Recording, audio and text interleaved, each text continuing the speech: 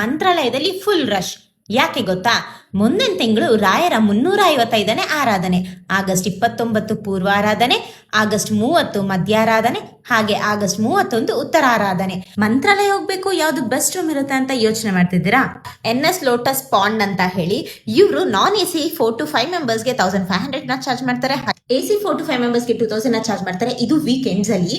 ಹಾಗೆ ಇವ್ರ ಕಡೆಯಿಂದಾನೆ one time ಟೆಂಪಲ್ಗೆ ಫ್ರೀ ಪಿಕಪ್ ಆಗಿ ಡ್ರಾಪ್ ಸಹ ಇರುತ್ತೆ. ವೀಕ್ ಡೇಸ್ ಅಲ್ಲಿ ನಾನ್ AC 4 to 5 ಮೆಂಬರ್ಸ್ 1000 ರೂಪೀಸ್ ಇರುತ್ತೆ. ಹಾಗೆ AC 4 to 5 ಮೆಂಬರ್ಸ್ಗೆ 1500 ಇರುತ್ತೆ. ಇದು ವೀಕ್ ಡೇಸ್ ಅಲ್ಲಿ. ಸೊ ಅಂದ್ರೆ ಒಬ್ರಿಗೆ 250 ಅಷ್ಟೇ ಬೀಳುತ್ತೆ. ಹಾಗೆ ಇವ್ರದೇ ಹೋಮ್ ಸ್ಟೇ ಸಹ ಇದೆ. ಟೋಟಲ್ 15 to 20 ಮೆಂಬರ್ಸ್ ಅಕಾಮಿಡೇಷನ್ ಮಾಡ್ಕೋಬಹುದು ನೀವು. ಇದು ಜಸ್ಟ್ 3500ಗೆ ಅಷ್ಟೇ.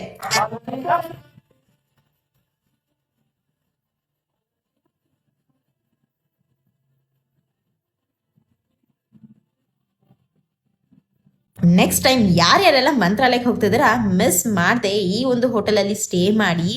ಹಾಗೆ ನಿಮ್ಮ ಫ್ರೆಂಡ್ಸ್ ಅಂಡ್ ಫ್ಯಾಮಿಲೀಸ್ಗೆ ಈ ಒಂದು ರೀಲ್ಸ್ನ ಶೇರ್ ಮಾಡಿ. ನನ್ನ ಫಾಲೋ ಮಾಡೋದಕ್ಕೆ ಹೇಳಿ ಇದೇ ರೀತಿ ಹೆಚ್ಚಿನ ಕಂಟೆಂಟ್ಗಾಗಿ.